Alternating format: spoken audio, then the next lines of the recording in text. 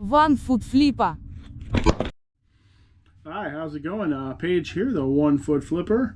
It's Sunday afternoon. Listed just at about $6,000 this week, so I'm back on track. And all those listings came out of my seemingly never-ending death piles from several years of bulk buys that I never fully processed. And I don't know how many more thousand I'm gonna be able to get out of this death pile, because it just seems like I think I'm done, then I'm not, and I find more money in there every single time. So that's going great. My sales are improving closer back to the levels before I put time into the YouTube channel, so that's all going good. Sold this set of 4 old Games Workshop artillery scatter dice for the old version of the Warhammer game, $25. Yep, $25 for 4 dice. Oh, where did I put them? Where did I put them? There they are. I sold a whole bunch of Kuwaiti Air Force stickers, all to the same customer, for a total of $35 plus shipping. I got these in a big box of assorted Air Force stickers that I got at a garage sale for $1. There were about 80 stickers inside. And I've made way more than $1 off that box so far. Sold George Harrison, Live in Japan, double CD, $11.33. Oh, let's talk about Christmas ornaments, because fourth quarter is coming. And I have a variety of Christmas ornaments that I have quantity on. They come with your favorite person's name already on them, or I could put your favorite person's name on them. My wife is actually the one who does it. Or you can get them blank and put whatever you want on them. You can,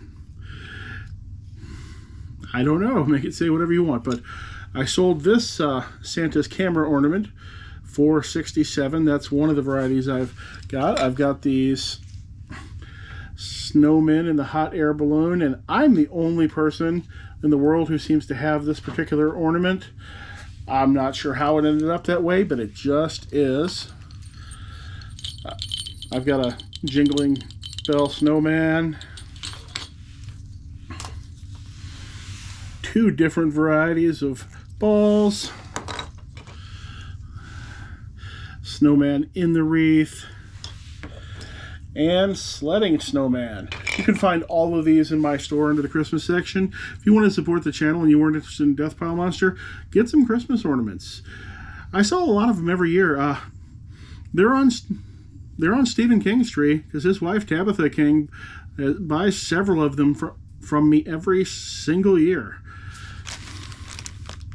Or maybe she's giving them as gifts, I'm not actually sure, but I do know it's her because they're going to their house. Took me 2 years, but I sold a pair of women's jeans without promoted listings. Decree, these are new, and they sold for $9.49. No promoted listings. Clothing, women's clothing at that. You're not going to see much of that on this channel. I got those for $1 2 years ago. I sold 3 gourds to the same customer for right at about $50. People said they wanted to see the real gourds, so here they are. This customer had a good eye, I think, because these are 3 of the best looking ones that I had. So they probably looked through all of my gourd listings and picked the best looking ones. I actually prefer when people buy one at a time, because sometimes I make money on the shipping then, but I have in all my gourd listings that I'll combine. If they buy multiples, I'm going to send back any extra shipping money. So I don't make any extra shipping money when they buy more than one. Sold a Puff the Magic Dragon album. It was probably $6. I don't have the price in front of me because this was still listed in the card store, not in my main store, because none of the listing tools or anything else will let you transfer a video from one eBay account to another. So I left all my records with video, my old records with videos, on the card store. Sold Blondie, $9.99. Parallel lines. Sold a little pack of train locking clips for Bachmann G-Steel trains, $7.99. I sold 18 packs of card inner sleeves, Legion brand, total of $29, plus shipping, of course.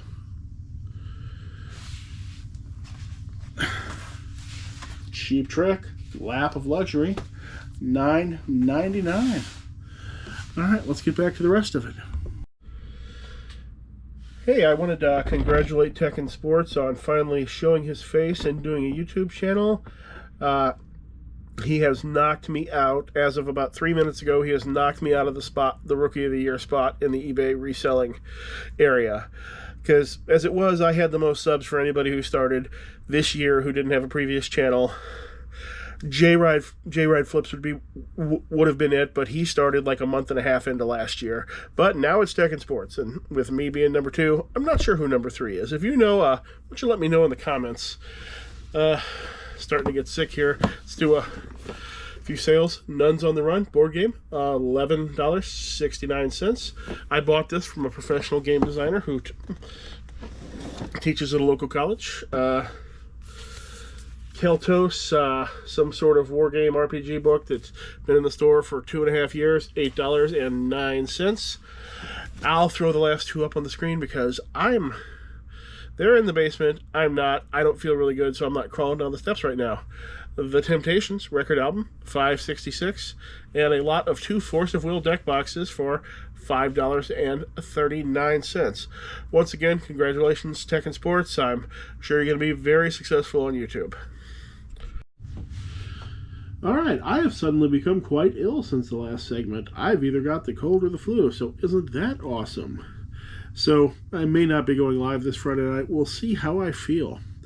Since the last segment, I sold 3 more gourds for a total of $45 plus shipping.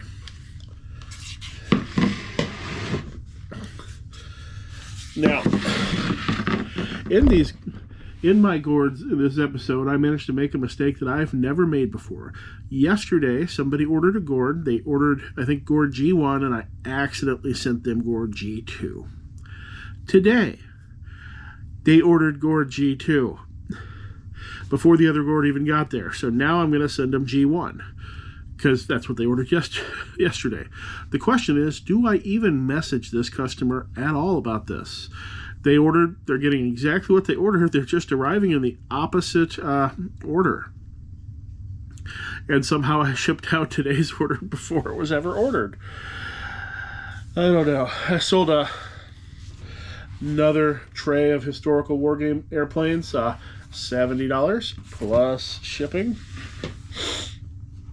I sold this Warhammer 40,000 miniature. It's called a Destroyer Lord. That sold for $25.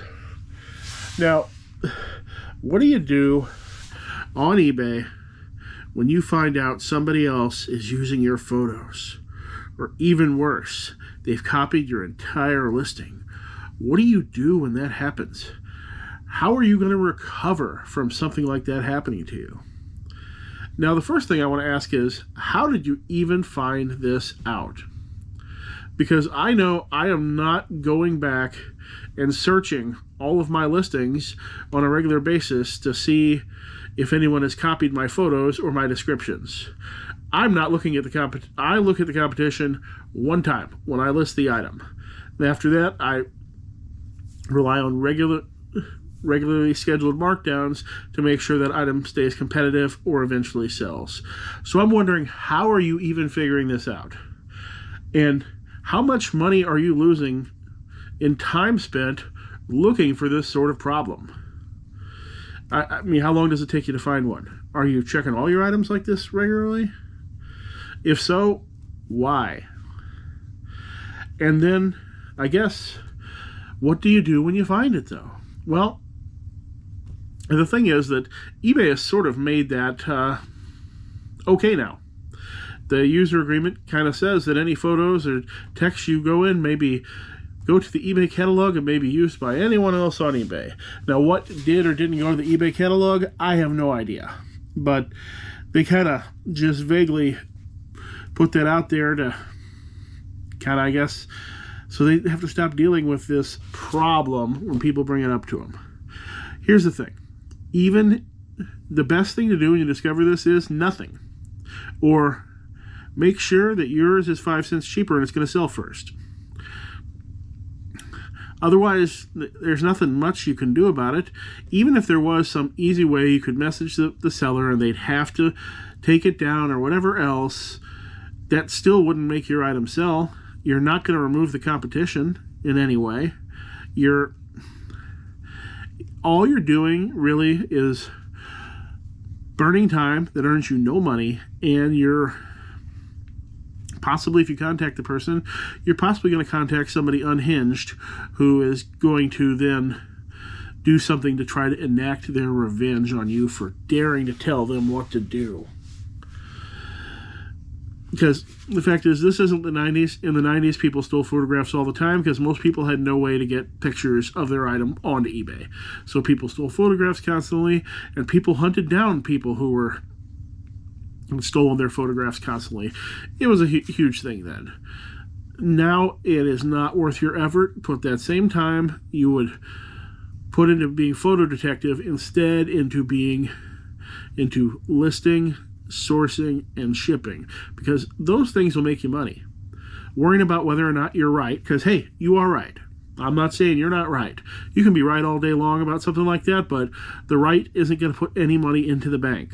What's going to put money into the bank is sourcing, listing, and shipping. Not getting people's photos taken down, not worrying about somebody else who copied your description. The fact is, they're probably the only person who will ever read that description anyway, since most of the customers don't. All right, since I'm feeling pretty under the weather, I'm going to probably end this one a little bit early. Shout out to whoever I'm supposed to shout out to. I can't remember. I'll just catch you next video. If you have any friends or family who happen to be ill right now, why don't you tell them about this channel? If they're home, maybe they've got something to do. They could binge watch. Hope to see you again soon. When I first met Paige, I can't tell you how disappointed I was. I mean, he's a great guy, and he's a lot of fun, and he's a great reseller. But when I saw his foot and realized it wasn't a flipper, I felt duped. I felt lied to, almost. His foot was just a regular foot.